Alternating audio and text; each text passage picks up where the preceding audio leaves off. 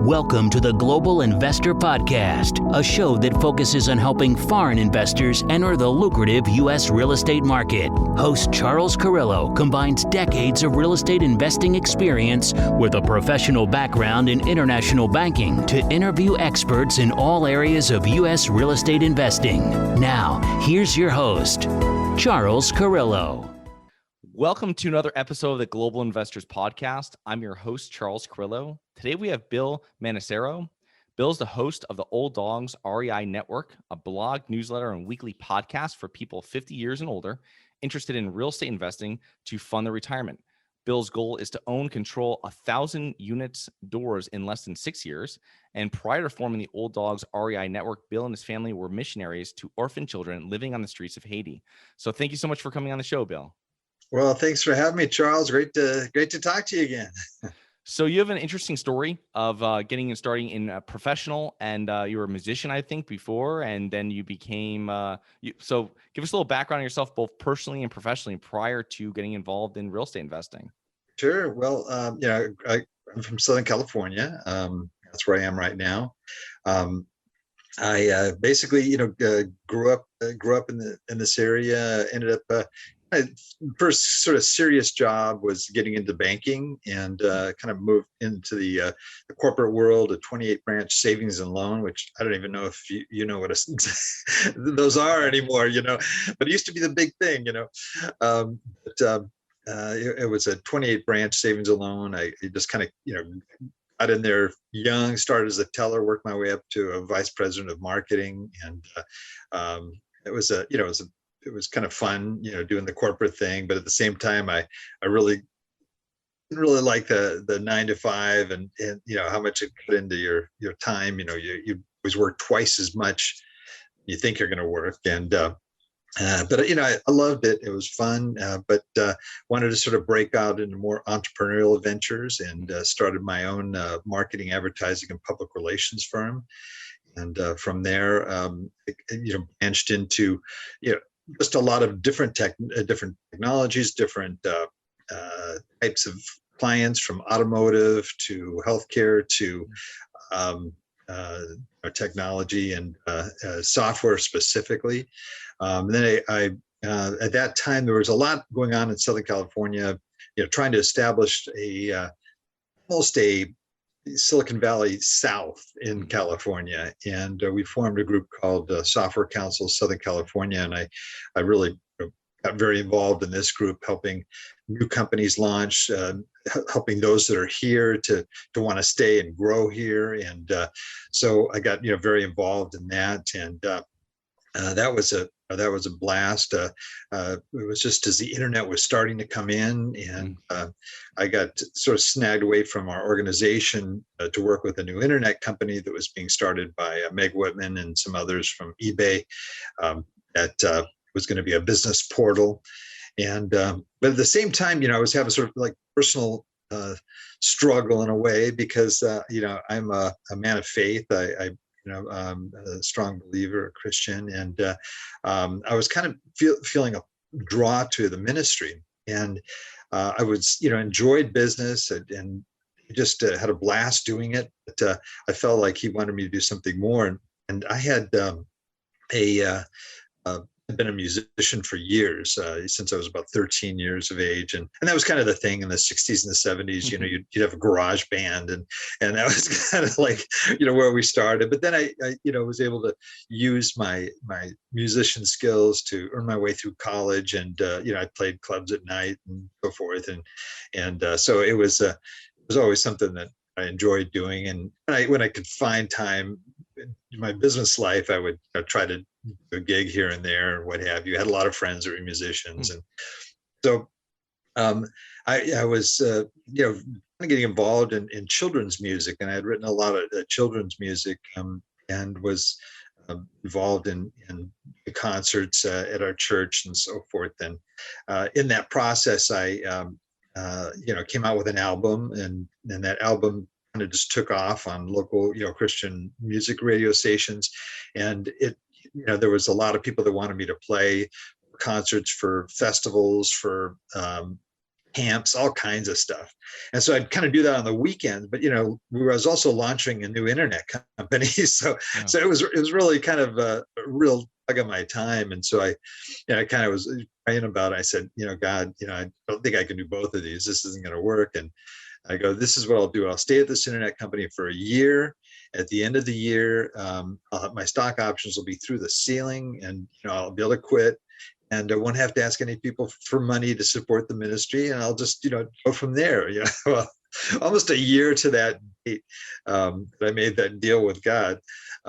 It basically, the internet bubble burst, and this wonderful new little company we had was, the stock options weren't worth wallpaper. I could use them for anything, and so. And I think it was God's way. He has a sense of humor, and he basically just said, "Okay, now I want you to do it my way. I want you to walk out in faith." So that's basically what I did. Is I didn't have the internet job anymore. Didn't really. I mean, I could have gone back into the, circulating my resume and what have you. But I said I was going to do this ministry thing. So we basically sold everything we had, my family, and I had a kind of a small family at that time. My wife and I, we're living in a place called Redondo Beach, getting so frustrated. And I was saying, for some reason, we never were in want. We always had what we needed. And I just basically at a certain point just said, I'm not even going to look at this budget anymore. And I'm just going to, I've got a board of directors. They can do the budget. I'm going to work with the kids and do that kind of stuff. And that's basically what happened. 12 years later, we're there. We had grown to, a good sized organization. We had about 70 employees, Haitian employees, and we had pretty much everything my daughter wanted: a hospital, we had a boys' home, a girls' home, a guest house, a whole vocational training program with micro businesses where the kids could learn, various types of businesses. And anyway, just this really great, wonderful thing. We were there during the earthquake. Oprah Winfrey came over and interviewed us. We had CNN did a an hour documentary on what we were doing over there called Rescued. So a lot of things happened. Long story short, sorry, very long story here. It basically, we're getting older, and my kids, as I had 7 at that time because we adopted Haitian kids. Everybody's growing up and moving back home. My wife had a bout with cancer while we were there. It was completely healed. It was just miraculous. And that was wonderful that she was healed. When we were planning on living there for life, we really felt that God wanted us to, to really focus in on what we're doing and whether we should be there. And so we went on a 1-year sabbatical, went back to the States. My wife's parents took ill, and we ended up being caregivers for them. And we felt like that was really a sign that needed to be there. And so we flew back to Haiti. We had to get everything in order. We had this big organization. We need to find people to step in to take our place and the whole thing. And the whole time I'm thinking about my retirement, and I'm kind of going, okay, well, I guess this is it. I'm approaching 60. I guess I'm going to retire, but I didn't feel like I wanted to retire. I didn't have, it's like, what am I going to do? Collect seashells on the seashore. And I mean, what do you do in retirement? I don't play golf. I was kind of trying to figure out what the heck am I going to do? And so I just said, I just want to do something to keep myself busy. But I want to do something that's going to make a difference too. And so I get this unexpected check in the mail, inheritance check. And I was pretty heavily invested in stocks, especially in the tech stocks because of my involvement in the tech industry. And I got this, inheritance check. I'm looking at what am I going to do with this? I don't want to put it in the market. The market is a little volatile. Plus, I just wanted to diversify. So I'm looking at the various options I had. And I thought, well, maybe I'll gold or, try different things, annuities, things that maybe I hadn't done before. But I had a lot of guys on my board of directors for Child Hope that were in real estate. And one of them was a real successful real estate investor, owned apartment buildings in Southern California. I thought, well, maybe I'll just invest in real estate. And I didn't really know what that meant. It could be a REIT, it could be, buying trusts and deeds or flipping houses. I was looking at all kinds of things. So I was online looking at options. I thought I would flip houses. And, I was thinking, gee, that, I don't know, I'm starting kind of later in life. I'm kind of a handyman, but not really, that good. I just dialing back and forth. Finally, I just said, like, I'm going to do something simple. I'm going to do turnkey rental properties. And so I hopped on a plane out of Port-au-Prince. I flew to Atlanta, Georgia. I bought a single family home there. I flew to Memphis. I bought a duplex and another single family home. Then I hopped back on the plane to Haiti. And next month, boom, money's appearing in my account just miraculously. They had tenants in them. They were all rehabbed. But this is easy. This is great. That was a good move. But then I'm also looking at what am I going to do as a profession? And I'm thinking, I was thinking online businesses because I had a marketing firm, advertising, but marketing and advertising totally changed. I mean, there wasn't even social media when I was doing it, and so it's just a very different deal. So I was looking at all these options, and I said, well, why not? Why don't I just do this real estate thing, but get serious? And so we're planning on going back. We're looking at it. I'm having fun with this, money coming in on a regular basis. I touch base with my property manager every now and then. Everything seemed really easy. And basically, I'm seeing different things that are sort of emerging. I'm noticing that I paid about the same for each of these properties. And the duplex that I bought, I paid the same thing that I did for the other two, but I make twice as much in rent. And, I don't have twice as much headache. I don't have two property tax payments. I don't have two insurance, payments to make. I don't have two roofs. It's just one facility. I go, this is crazy. Why am I buying single family when I could be buying these multis? And then I started to really think, and by this time we're getting ready to go back to the States. I bought another duplex, but this time it was in Indianapolis. And I thought, that'd be a route to go.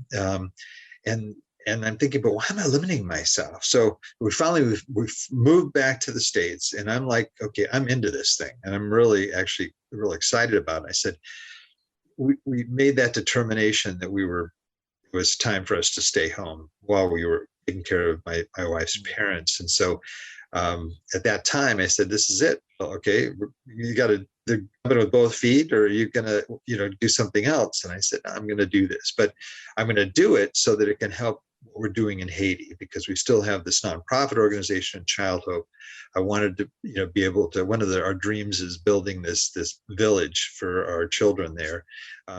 It would be just awesome, would have everything in one place. We had rented all these other properties. We had like 6 or 7 properties, and this was the idea of just finding this beautiful place up in the mountains of Haiti, which are just gorgeous, and making this little village for them. So I thought, okay, then, what's it going to take? I started looking at it, and I was looking at sort of what am I earning per door on these properties. And I thought, okay, well, if I can just, double what I have each year within 6 years, I could have 1,000 units. And so I thought, well, that would be perfect. That'd be great. It'd give us, a good opportunity for our retirement, to have the kind of retirement we want. It would give us a chance to help kids in Haiti. At the same time, it would allow me to build a legacy, for I got 7 kids, something to hand down to my kids, right? And so that's where I came back, and one of the things I did early on, I think it was a good move, was I got a mentor, and the mentor told me, look, you need to share your story, and I was already sharing it. I was writing to all these other guys about my age, these other boomers, out there, and they're all asking me, what are you doing, in real estate, how are those houses doing, how are those duplexes? And while in the process of that, I pick up 22 unit of property in Indianapolis. I found this property. It was just like, it was unbelievable. It looked like it was an old property. It was fully functioning, and it was cash flowing. And I just said, I was really new. So I'm learning as I'm going along. And that was part of what I was sharing with my friends I was writing to, is I'm saying, look, you guys, I'm going to tell you what not to do. I can give you a long list right now. And so that's kind of, how things started to evolve. It turned into a blog. My mentor said, you need to a podcast. I didn't even know what a podcast was at the time, but I said, okay, but this guy, he does it every day, and I was going to go, there's no way I'll do it just once a week. And so I started this podcast, and it was great. I actually didn't realize it would be, didn't really understand. I thought it was just getting the information out there, but what I was realizing is the networking was amazing. Because, and I'm sure experienced it, you can invite people on the show that normally wouldn't even take your call as just a novice little real estate investor. I've had Robert Kiyosaki on, I've had David Lindahl, I've had all these power hitters that I've been able to develop relationships with over time, and that helped me because each podcast that I did for me is like a college course. I'd sit down, like when you were on, you had a ton of great information about stuff that I really had never heard about before with the international community. And I'm so, I love, having guests on more for myself, I guess than for anything else. But that's basically what happened. And we launched what's called the Old Dogs REI Network. And that is, we geared it towards people that are 50 plus, because there are really unique circumstances for people that start later. There's some advantages, definitely. There's also some disadvantages, and we try to address all those things. And so basically the show, educates people. I added another day. So besides the day I have guests on, it's twice a week. I also have a day where it's called Fun Fact Fridays, where I'll either cover, factual things that are important, or I'll share part of my drama, the good, the bad, and the ugly of, my experience as a novice, going into real estate. And it's grown, and and so has my portfolio in the process. I've gotten into syndication. And I, not only that, but we've even moved into ground up construction and senior living facilities. So I'm getting closer and closer to my goal. And I'm, in the sort of low 900s right now. But I'm partnering with other people, which in the beginning I didn't really want to do. And when I had the 22 unit apartment, I wanted to just keep doubling in being able to own all the properties myself. But I realized, especially as you get into larger type properties, as well as the funds involved, you also want to be able to spread out the risk a little bit too, right? And so all of it worked out really, really well. And so that's the story in a nutshell. I know you just asked me kind of how I got into real estate. That's how I got into it. So let's talk about your first deal. You had a 22 unit. That was your first larger deal, correct? Right. So tell us about why you picked, how'd you find the property? How'd you find the market? Dig into that a little bit. Let us know kind of how you got it financed as well. Yeah, sure.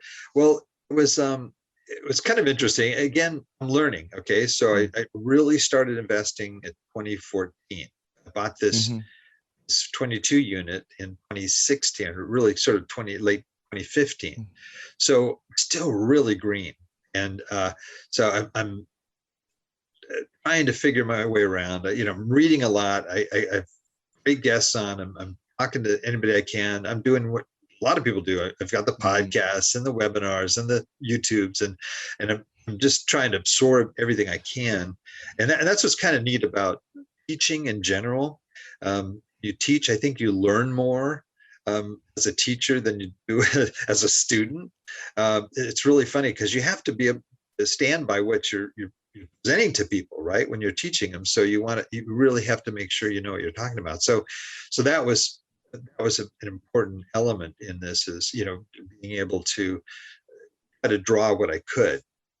So I was looking for properties, and I looked everywhere. I even did some, direct mail to try to find off-market properties, but I was kind of half shot. A lot of what I was doing, I wasn't as systematized as I am now with some of these processes. But I went on LoopNet, which is what I did on a regular basis, just to see what's out there, to see what's, and everybody in real estate that I knew that was an investor would say, yeah, LoopNet is where properties go to die, basically. Okay, there's something wrong. There's a reason why they're unlooked at. And I found this company, and I go, wait a minute, this has got to be too good to be true. It's 22 units. Most of them are studios or efficiencies. 5 of them are 1 bedroom. So that was kind of an oddity. But what I found out by being in the market more is there was a real shortage of studio apartments. There were a ton of 1 bedroom and 2 bedroom. So I thought, well, maybe there's something here. And so I wanted to do a value add type deal. Oh, so the deal was, it was listed for $400,000, which is really, really cheap. I mean, you couldn't buy a garage in Southern California for $400,000. I mean, it's nuts. And I go, this again sounds too good. Well, I go, it's an older building. On the inspection, I'm going to make sure I really dig into it, make sure there's no hidden surprises. But it's all brick. It's built like a rock. I mean, this thing, I've never seen that kind of construction. It's just so solid. And I was really impressive. At least the foundation and fundamentals were pretty good. I had to replace the electrical and other things. Well, anyway, what happened is I waited and waited.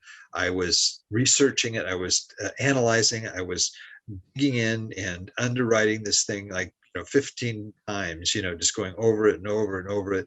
And finally, I get the courage to make an offer. I get an LOI together, and I submit it to the owner, and it was already under contract. I go, oh man, I waited around months and should have figured this would happen.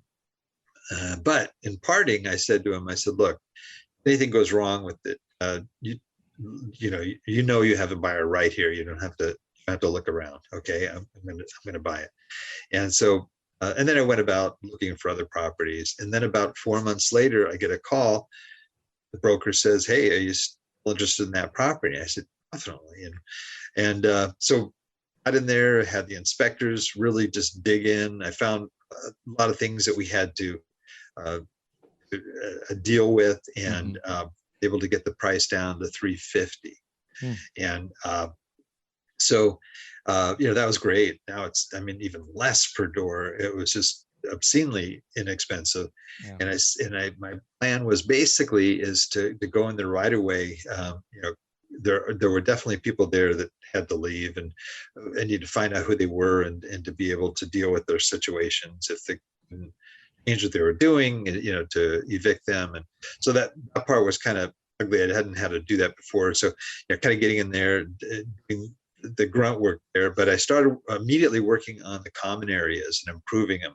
Making it look like this building was in 1925. It was really, using a lot of things to kind of make it kind of ornate and it just really to change the inside. As people saw that there was change going on, I was able to propose an increase in rents. And then those people that had left, either voluntarily or through eviction, we brought in at even a higher rate than we were increasing rents to. So we were able to sort of jump ahead with some of those, and that was kind of the process. I had allocated a certain amount of money for the repairs and the upgrades. We took the electrical. It had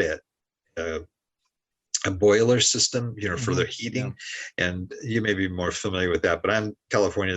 There aren't a lot of boilers out here, and so after doing the research, we saw, look, this doesn't make a lot of sense. It's an older boiler. I'd either have to replace it, or let's do something else. Let's go to all baseboard heating, and we'll go electric, and the tenants pay electric, so it would be an expense off our shoulders too. So when all electric, converted all the electric, did a few things like that, and was able to upgrade it and to increase the rent within about, I'd say with about a year and a half to almost 16% increase. So that really helped a lot. We got the cash flowing, and that. I don't know if I answered your question there. Maybe I answered more. How did you finance it? That was an interesting thing, because I had no credit. I was one of these guys, I guess even before Dave, what's his name? Dave, that basically says, just don't have any credit cards. Don't have, I just, Oh, Dave Ramsey. yeah, Dave Ramsey. Yeah. No, I mean, I'd gotten rid of all that stuff before I went in the mission field, and even before that, I'd been 20 years without credit. So here I am. These first properties I paid in cash, that I had. Mm-hmm. So now I was looking at doing something creative. I wanted to borrow against those properties so that I could purchase this other property, and because those I owned outright, and I didn't have any loans, I didn't have anything. So here I am, in this position of going, okay, I'm not going to qualify for anything because I don't even know if I have a credit score. Now, strangely enough, I had this old American Express card from my corporate days, and I never really used it. It was still active. And because it was so old, it actually helped a little bit of my credit. I had to do other things. And I hated it. I hated signing up for credit cards. I financed a car that I didn't have to finance. I was just going, this is painful. But I knew I had to do that if I was going to make this work. And that's basically what, the other duplex I bought in Indiana, I was going to pay cash for it. I said, I got to finance it. Now, for that one, I got a really good loan. It was a really great loan, and it was cheap, and I was paying hardly anything. And I go, okay, this is great. I qualified, I got it. So now I got that loan, I got the car, I got all these other things. My credits, get really good. So I go in for this commercial loan, and now it's a whole different body here, because before the other one was a residential. Even though I wasn't living in the property, I still got a great rate on it on the duplex. But now I'm looking at commercial loans, and it was just a whole different. I had to literally together a business plan, which I had a lot of experience doing, about what we were going to do with this building, and it was a real strong plan. But most banks wouldn't touch me. And most, even working with some of the brokers I had, a lot of them wouldn't touch me because I didn't have a track record. Right. And I was doing it by myself. So I kind of found sort of this in-between lender that would really wasn't doing, the Fannie Freddie rates, but it was doing these other sort of shorter term loans, so 10-year loans, and so I kind of had to fall into that category. It was about 7.65, and at the time, I think you could, the rates were in the 4s and 5s, so it wasn't that great. But at least I got the loan, and I got into the property, and the thought of refinancing it later. But that's basically what I did. Yeah, and I had to do it like 30% down again because I didn't have the background. Interesting. Yeah. So what are common mistakes you see other real estate investors make, Bill? Well, I think that, I talked to a lot of them, and there are some things that stand out stronger than others. In the general sense, I think if you're starting as a real estate investor, it's really, really important you get a good mentor. I'm not saying you have to go out to these guys and charge $40,000 a pop or whatever. You can find mentors in your own neighborhood. You can find somebody and offer to come in and do something. If you're a carpenter, you can go into this guy's, hey, look, I'll help you redo your den, and if I can just help you out. Or I've heard some real creative things that people do. It's amazing. Just how they can make contact with a local mentor. You can find them sometimes in REI groups or clubs, meetups, what have you. And if you can't find somebody like that, then there are some good folks out there that aren't really expensive. And some of the real expensive ones are good because they're really expensive, or the other way around, they're expensive because they're really good. But so you can do that route too. But I think a mentor, especially if you're starting later in life, is really key. And that's a mistake a lot of people tried it themselves, try to do the books and all the other stuff. And I did that in the beginning, and I made a lot of mistakes. So getting a mentor, another key one, which is pretty huge, I think is really valuable as you start, if you really want to grow your portfolio fast, is to partner with people. But partnerships can also be the kiss of death too. And I ask a lot of people come on my show, what are their biggest mistake? And a lot of them will say, partnerships, or a partnership, and that was like something that really just cruising for a long time. Yeah. So I believe in partnerships, but you really, really you don't go get lightning. It's like a marriage, you really have to go in there with somebody with the same values and the same philosophy that you do. And it really, that those are probably the two areas I'd say are key. Nice. Other than recognizing your why, which you obviously did, what do you think are the main factors that have contributed to your success? Well, there's something about being an old dog, Okay, I think there's an advantage to being older because you kind of been there, done that a lot of things.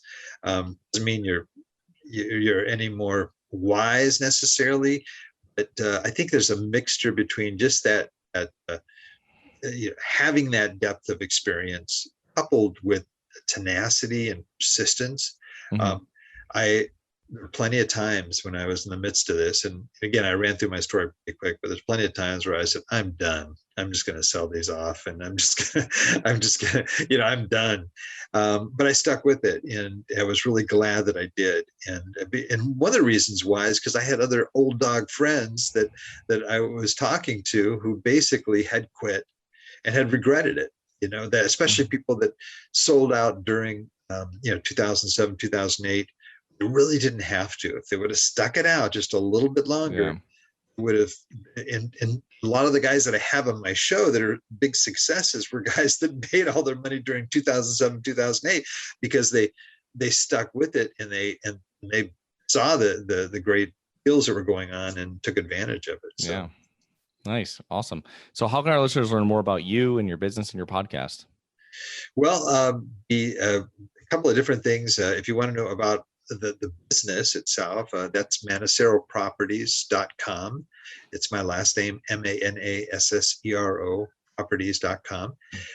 If you want to know about or go to our website, which has our podcasts, our blogs, it has a lot of free resources and so forth. We even give away what I call a 3-minute property analyzer.